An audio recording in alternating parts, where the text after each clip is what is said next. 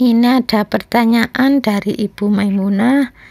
Sudah 3 minggu ke dokter masih belum diberikan kesembuhan, terus terasa panas ya.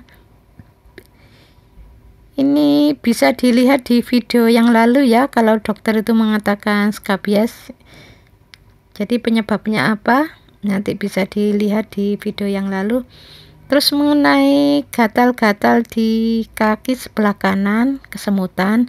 Kalau dokter itu mengatakan aliran darah kurang lancar, yaitu kalau ditinjau dari segi akhlak insya Allah karena ilmu musyrik.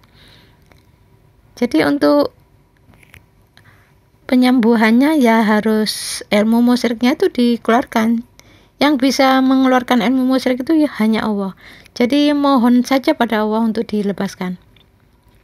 Jadi cara mohon ampunnya, ya Allah, jika aku dulu sering baca Fatihah, aku niatkan bukan karena Engkau, tapi aku niatkan biar anakku nurut. Jika itu salah dan dosa di hadapan-Mu, ampuni dosa-dosaku ya Allah. Astaghfirullahaladzim.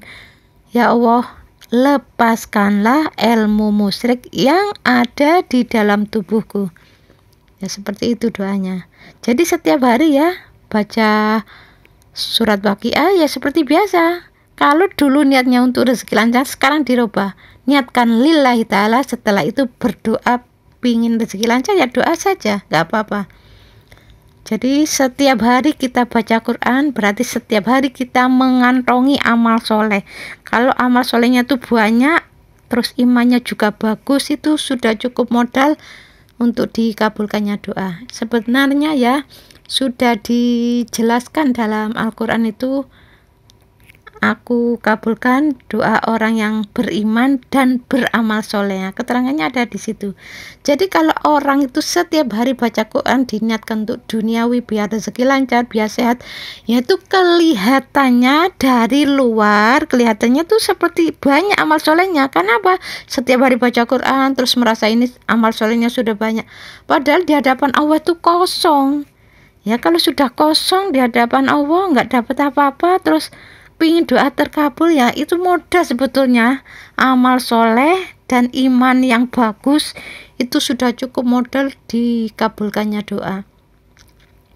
Jadi untuk Ibu Maimunah ya, kalau pingin anaknya nurut ndak usah dibacakan surat tertentu ya Bu, cukup dimohonkan ampun ya Allah, jika anakku saat ini enggak nurut ya Allah, itu disebabkan karena dulu aku punya sifat seperti itu pada orang tuaku.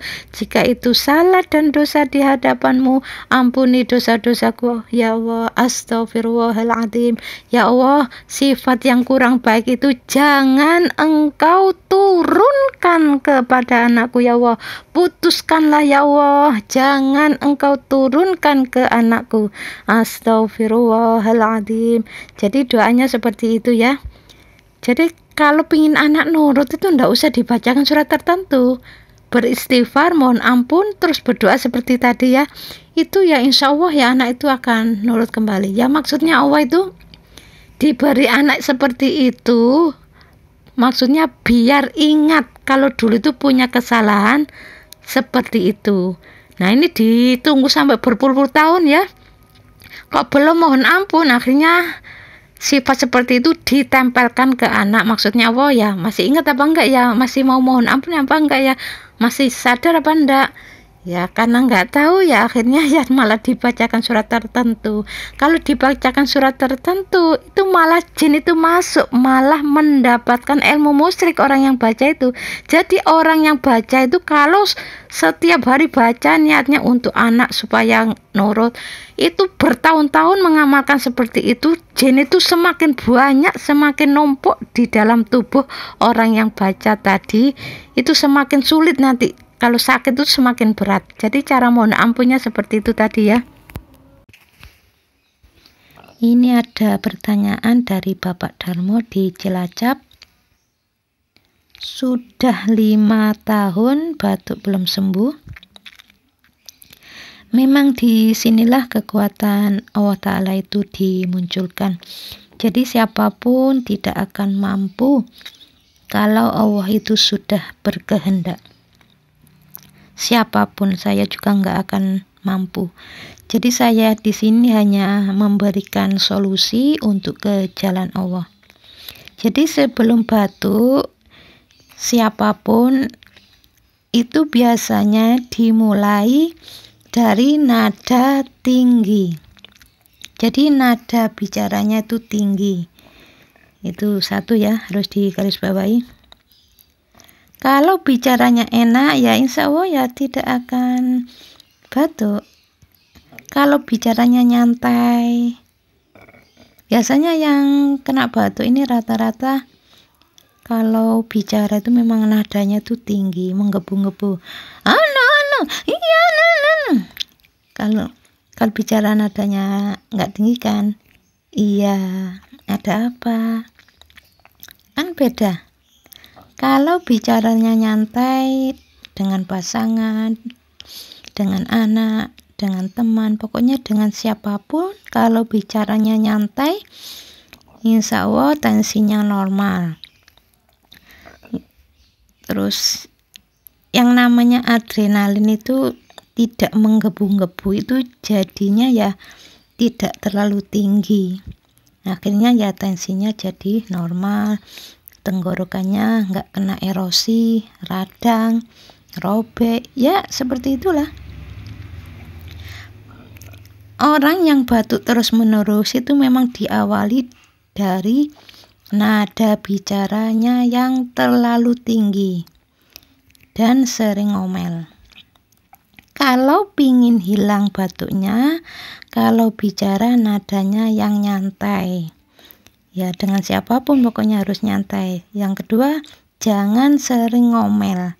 Kalau sering ngomel nanti tenggorokannya itu sama mulutnya itu terganggu. Paru-parunya nggak beres. Kalau marah. Jadi kalau ngomelnya tuh kata-katanya nggak enak, nanti sariawan.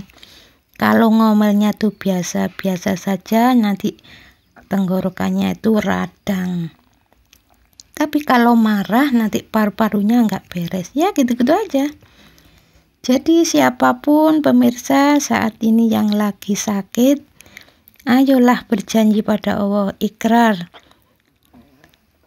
Jadi perilaku yang selama ini kurang baik di mata Allah harus dirubah menjadi sesuatu yang baik.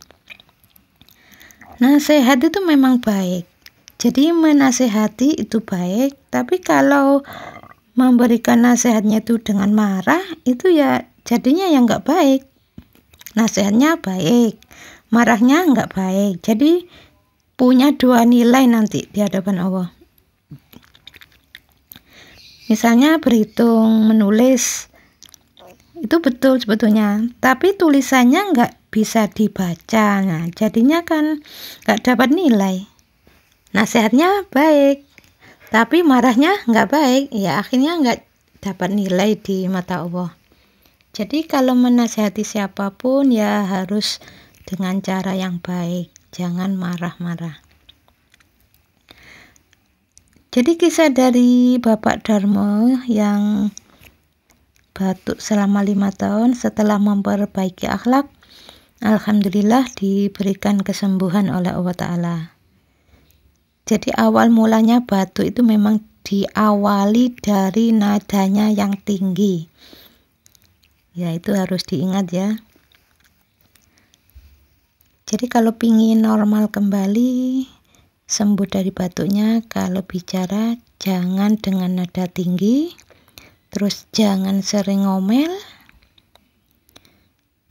Kalau sering ngomel, terus nada bicaranya tinggi, nanti ya radang tenggorokan, ya paru-parunya terganggu. Ya mudah-mudahan video ini ada manfaatnya ya. Assalamualaikum warahmatullahi wabarakatuh.